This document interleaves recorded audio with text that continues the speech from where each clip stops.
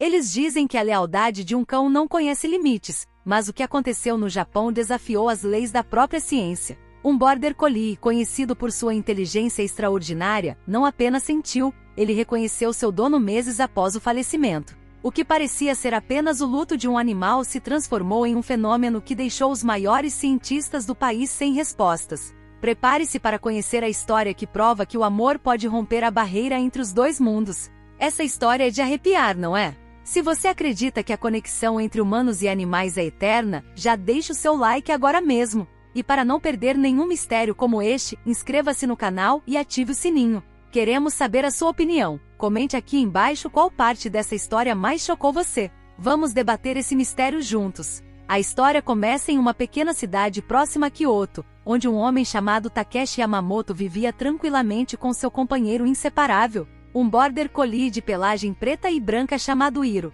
Takeshi era um professor de física aposentado, reconhecido por sua paixão pela ciência e pelo ceticismo em relação ao sobrenatural. Durante 15 anos, Hiro e Takeshi compartilharam uma rotina marcada pela harmonia perfeita. Todas as manhãs caminhavam juntos pelo jardim tradicional japonês que rodeava a casa entre cerejeiras, pontes de madeira e pequenos lagos ornamentais. Hiro não era um cão comum. Border Collies são conhecidos mundialmente por sua inteligência acima da média, mas Hiro possuía algo a mais. Ele parecia compreender não apenas comandos, mas emoções, intenções e até sutilezas no comportamento de Takeshi. Quando o professor estava triste, Hiro permanecia ao seu lado em silêncio. Quando estava feliz, o cão dançava ao redor dele com energia contagiante. A conexão entre os dois transcendia a relação tradicional entre humano e animal. Era algo profundo, visceral, inexplicável. Tudo mudou em uma manhã de outono. Takeshi sofreu um ataque cardíaco súbito enquanto regava as plantas do jardim. Hiro estava ao lado dele quando tudo aconteceu. O cão latiu desesperadamente, tentando chamar atenção. Mas quando os vizinhos finalmente chegaram, já era tarde demais. Takeshi faleceu ali mesmo, entre as flores que tanto amava. Hiro não se afastou do corpo do dono por horas. Precisaram literalmente arrastá-lo para longe quando a equipe médica chegou. Após o funeral, Hiro foi levado para viver com a sobrinha de Takeshi,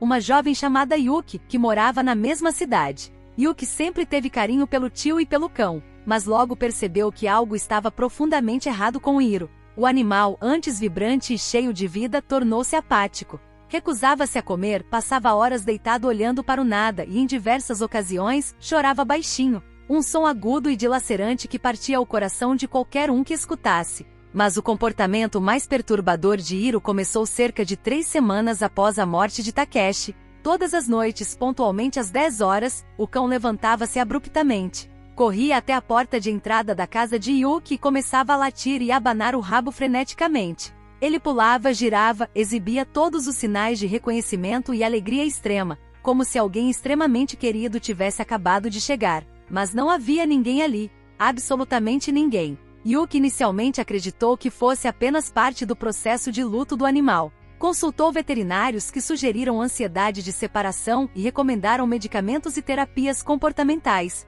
Nada funcionou. O comportamento de Hiro não apenas persistiu, mas intensificou-se. Ele começou a interagir com o vazio de maneiras cada vez mais específicas. Inclinava a cabeça como se estivesse ouvindo comandos, corria até o jardim e sentava-se em posições específicas, olhando fixamente para um ponto invisível no ar. Foi então que Yuki tomou uma decisão incomum. Ela gravou os episódios noturnos de Hiro e postou os vídeos em um fórum online dedicado a fenômenos inexplicáveis. As imagens viralizaram rapidamente. Milhares de pessoas debatiam o que estaria acontecendo. Alguns acreditavam em possessão, outros em distúrbios psicológicos caninos, mas um grupo chamou especial atenção. Cientistas da Universidade de Tóquio especializados em comportamento animal e neurociência. O Dr. Kenji Sato, um renomado pesquisador na área de cognição canina, entrou em contato com Yuki oferecendo-se para estudar o caso de Hiro. Ele reuniu uma equipe multidisciplinar composta por biólogos, psicólogos animais, neurocientistas e até um físico quântico. A proposta era simples: monitorar Hiro durante os episódios utilizando equipamentos de última geração, incluindo câmeras térmicas, sensores de movimento, eletroencefalogramas adaptados para cães e até detectores de campos eletromagnéticos. Yuki concordou, esperançosa de que a ciência pudesse trazer respostas e, quem sabe, conforto. A equipe do Dr. Sato instalou todo o aparato na casa e no jardim onde Takeshi costumava caminhar com Hiro. Durante 2 semanas observaram e registraram cada movimento do animal. O que descobriram desafiou tudo o que conheciam sobre comportamento canino e talvez sobre a própria realidade. Nos momentos em que Hiro apresentava os episódios de reconhecimento extremo, os equipamentos detectavam anomalias inexplicáveis. As câmeras térmicas registravam variações sutis de temperatura em pontos específicos do ambiente, sempre próximos a Hiro. Os sensores de movimento captavam perturbações no ar que não podiam ser atribuídas a correntes de vento ou movimentos do cão. Mais perturbador ainda, o eletroencefalograma de Hiro mostrava padrões de atividade cerebral idênticos aos que o animal apresentava quando Takeshi ainda estava vivo e interagia com ele. O cérebro de Hiro não apenas reagia como se alguém estivesse presente, mas respondia de maneira específica e consistente, como se estivesse processando informações visuais, auditivas e emocionais reais. O Dr. Sato ficou profundamente perturbado. Em mais de 20 anos de carreira jamais havia testemunhado algo assim.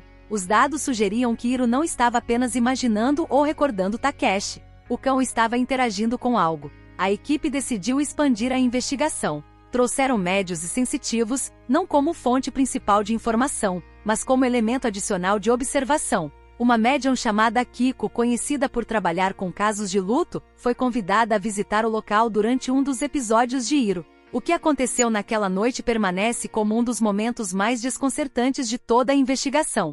Assim que Akiko entrou no jardim, Hiro imediatamente correu até ela, mas não para cumprimentá-la. O cão posicionou-se ao lado dela e olhou fixamente para um ponto específico no espaço, exatamente onde a médium afirmava sentir uma presença. Akiko descreveu a sensação como uma energia familiar calorosa, profundamente conectada ao animal. Ela disse que percebia a essência de alguém que havia amado muito aquele cão e que, de alguma forma, permanecia vinculado a ele. Os cientistas permaneceram céticos quanto às declarações da médium, mas não podiam ignorar o comportamento de Hiro. O animal agia como se estivesse ciente de algo que os humanos, exceto Akiko, não conseguiam perceber. O Dr. Sato começou a questionar as próprias convicções. Seria possível que os cães possuíssem capacidades sensoriais que a ciência ainda não compreendia completamente? Ou haveria algo mais profundo, algo que desafiasse os paradigmas materialistas da consciência e da existência? A pesquisa continuou por mais 3 meses.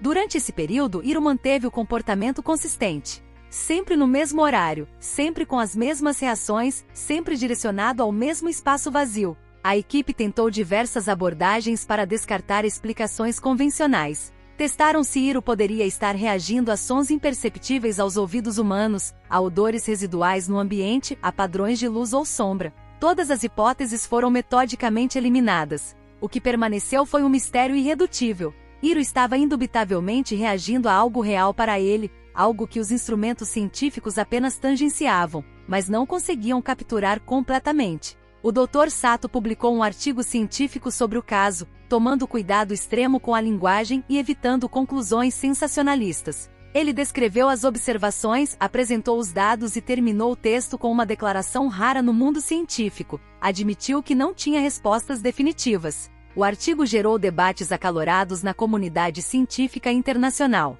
Alguns pesquisadores sugeriram que Hiro poderia estar detectando flutuações quânticas no ambiente. Outros propuseram que o cérebro canino poderia acessar dimensões da realidade não perceptíveis aos humanos. Houve até quem especulasse sobre a possibilidade de consciências pós-morte manterem vínculos energéticos com seres que amaram profundamente em vida. Independentemente das teorias, uma coisa permaneceu inegável. O amor entre Takeshi e Hiro havia criado um laço que aparentemente nem a morte conseguiu romper completamente. Yuki testemunhou tudo com uma mistura de dor e conforto. Embora não pudesse ver ou sentir o tio, acreditava plenamente que ele, de alguma forma, permanecia presente, visitando o companheiro fiel todas as noites. Com o tempo, os episódios de Hiro começaram a diminuir em frequência e intensidade. Após 6 meses, tornaram-se raros. Após 1 ano, cessaram completamente. Akiko, a médium, sugeriu que Takeshi possivelmente havia concluído o que precisava fazer e finalmente seguirá em frente. Hiro, por sua vez, gradualmente voltou a ser um cão mais ativo e presente, embora mantivesse sempre um olhar distante e melancólico, como alguém que guarda memórias profundas e inefáveis. A história de Hiro e Takeshi tornou-se conhecida em todo o Japão e eventualmente no mundo. Documentários foram produzidos, livros foram escritos, e o caso entrou para os anais dos fenômenos inexplicáveis mais bem documentados da história moderna. Mas além de toda a investigação científica e especulação mística, o que realmente importava era a mensagem central dessa história extraordinária. A lealdade, o amor e a conexão entre seres vivos podem manifestar-se de formas que desafiam nossa compreensão racional. Talvez existam aspectos da realidade que a ciência ainda não alcançou, camadas de existência onde emoções e vínculos profundos criam pontes entre mundos. Hiro não precisava de provas ou explicações. Ele simplesmente sabia. E no fundo, essa certeza inabalável é o que torna essa história tão poderosa e comovente.